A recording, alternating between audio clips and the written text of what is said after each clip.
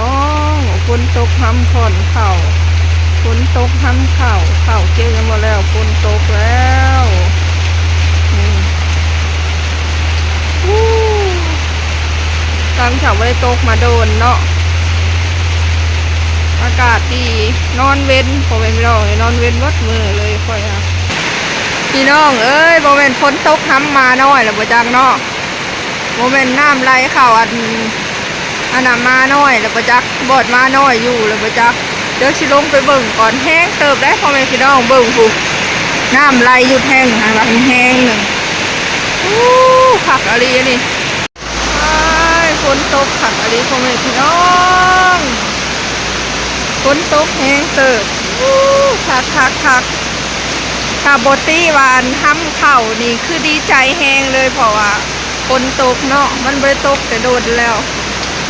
มันตกไปสิกะดีใจแล้วเพราะว่าต้นไม้ต้นยางก็เริ่มเหี่ยวเริ่มตายแค่น้ำเลยเนาะก็เลยอยากให้มันตกแบบอยากให้มันตกอันห้ามต้นไม้หรือว่าไม่อยากให้มันแห้งแล้งอะไรเนาะเอาง่ายก็ได้เป็นคนที่บ่มักให้แห้งแล้งนะบ่มักความแห้งแล้งเจอฝนแบบนี้เข้าไปคือว่าดีใจเลยชุ่มฉ่ำนะทุกคนการบติว่าอันย่านเข่าเปียกนี่โอ้ยคือดีใจขนาดว่าเข่าเปียกแล้วนี่ยังดีใจเลยเนาะฝนตกมาเบิ่งมาหน่อยคนทุกคนเหมือนฝนตกเปียกวันละวันนี่เฮ้ในหว่างพายางอันนี้อันนี้ยังโผเปียกเนาะฝนถ้าแวนว่าฝนแห้งวันนี้หาน้ำไหลก็ได้นี่นอนอยู่ทุกคนเลยมาน้อย8 โตคือว่ายังบ่เปียกเนาะคือว่ายังรอดปลอดภัยอยู่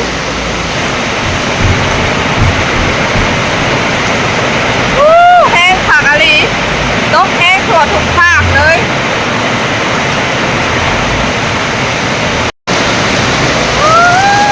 ผักอะไรทุกคนแห้งผัก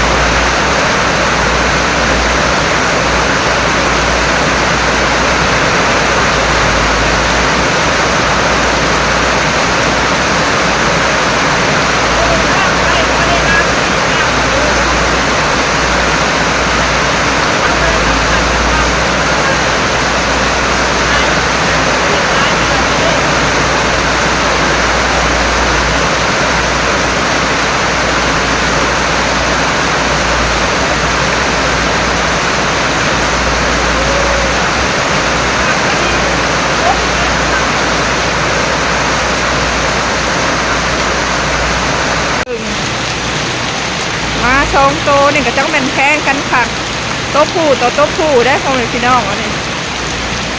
บ่าวอันนี้หาไปแข่งคนเปียกมาบ่าวอันนั้นเลี้ยโตให้จังเป็นคนถือกันค่ะคนแพ้กันค่ะ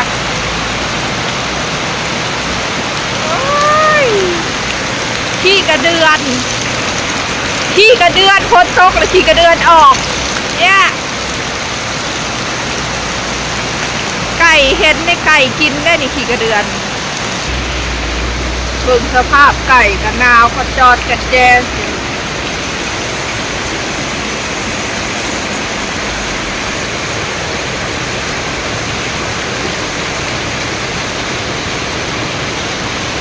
โต๊ะแห้งกับปูจนออกพ่อแม่พี่น้องนี่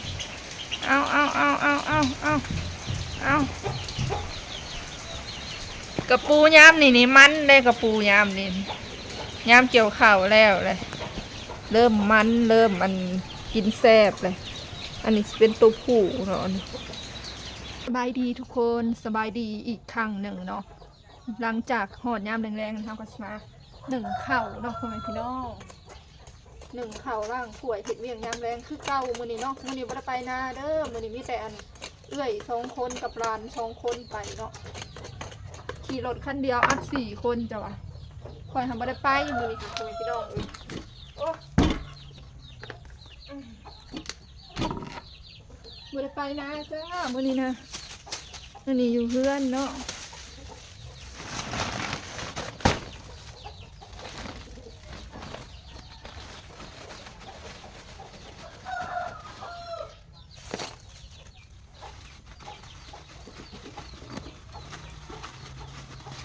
ดังไฟกันเลยผมพี่น้องใส่อันนี้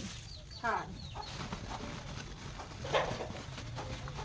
ย่ามนี้ขำไว้ได้ย่ามนี้4 โมงเลยเข้าได้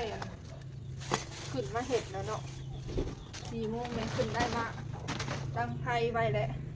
เพราะว่ามันขำไว้นี่ค่ะ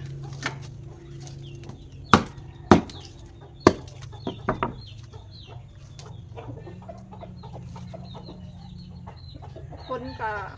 ยุดไปแล้วเนาะซื้อว่าตกแห้งเลยนะคุณแม่พี่น้องตกแห้งเติบ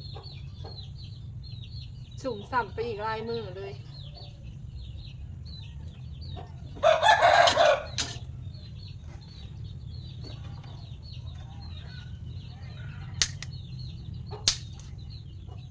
ดังไฟก็ต้องใส่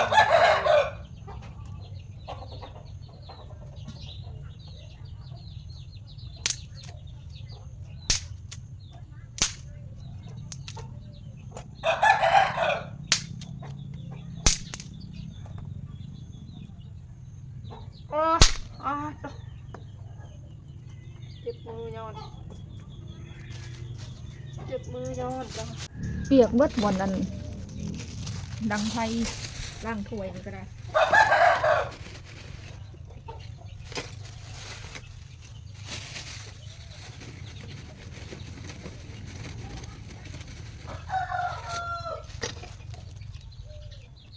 มาล่างถ้วยต่อกันเลยนะทุกคน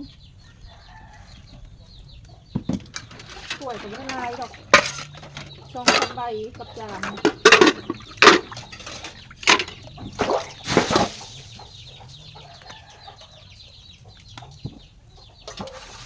อยู่เพื่อนบริโภคหนาขบตากันถ้วยบ่วงก็เลยบริลายกันบางทีอยู่ขบหนาขบตากันบ่ค่อยลายนะบางทีเรากินก็บ่ได้มีถ้วยมีจานมีเศษลายนะทุกคนส่วนลายนิยมใส่แต่ถ้วยพลาสติกถ้วยยางจานยางแบบนี้เนาะมันดูแลง่ายมันทำความสะอาดง่ายเวลาล้างเวลายังก็ง่ายเนาะทุกคนถ้วยแก้วถ้วยยางถ้วยกระดูก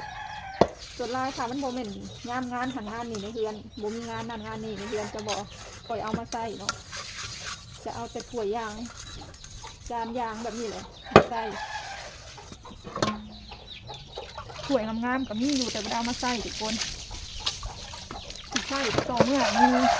งานนั่นงานนี่แขกคนมาถึงมาใส่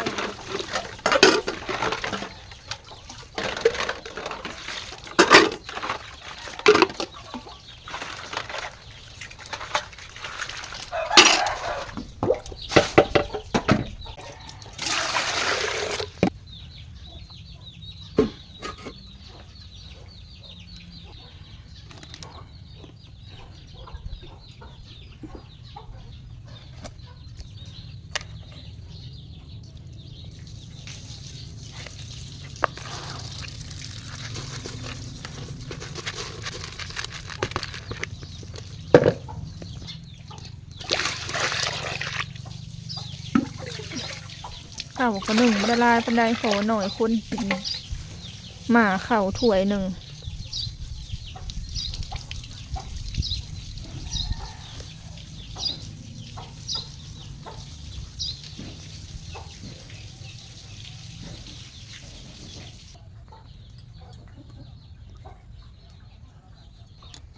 เพื่อที่มาจกอุ่นข้าวเย็นนะทุกคนข้าวเย็นแต่มื้อเช้านี่กูเด้อนี่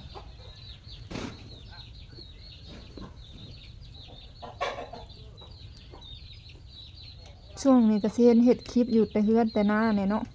บ่ได้ค่อยไปข้างนอกดอกไปก็ไปซื้อของกินข้าวเดียวแล้วก็มา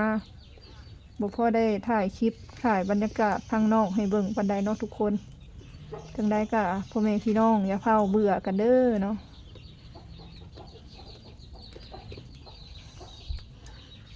ดูบ้านเฮามันก็พอจะสั่นนี่แหละแล้วเรียบร้อยเอาผ้ามาปิดยาม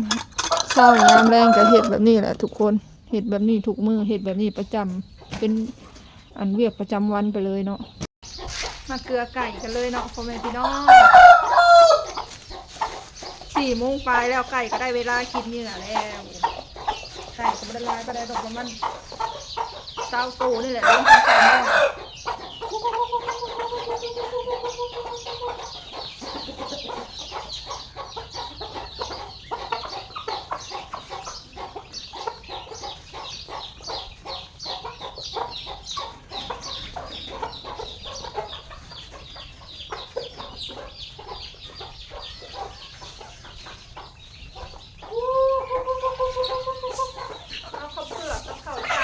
กันแล้ว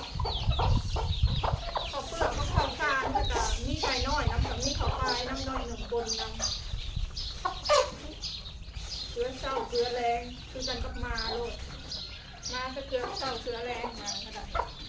ใช่จะเกลือเศร้าเกลือแรงคนพี่น้องจะโต๊ะเข่า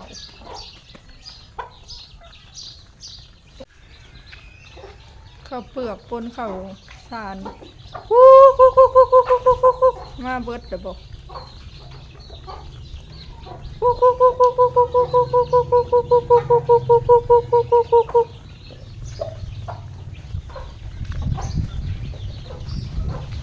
เบิ่งยังคืมยังมืดคืมอยู่ได้นี่เป็นตาชิโตกมาอีกอยู่นี่พายุเข้าเนาะทุกคนจักพายุยังเลยเห็นอันกระเจ้าแชร์อยู่นอนในเฟซนะจักพายุยังจักสื่อว่าแนวใดลมผัดเย็นว้อยๆแล้วก็ยังมืดคืมมาอยู่ได้หัวทางกูยังบ่ได้แจ้ง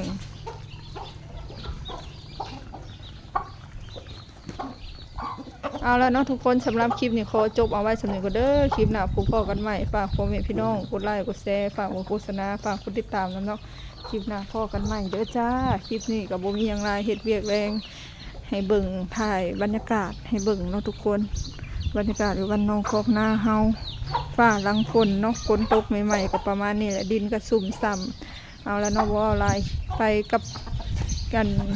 หูบไก่นี่แหละไปกับคลิปไก่นี่แหละทุกคนคลิปหน้าพ่อกันใหม่จ้าขอตัวลาไปก่อนเด้อสบายดีสวัสดีพี่น้องคลิปหน้าพ่อกันใหม่บ๊ายบาย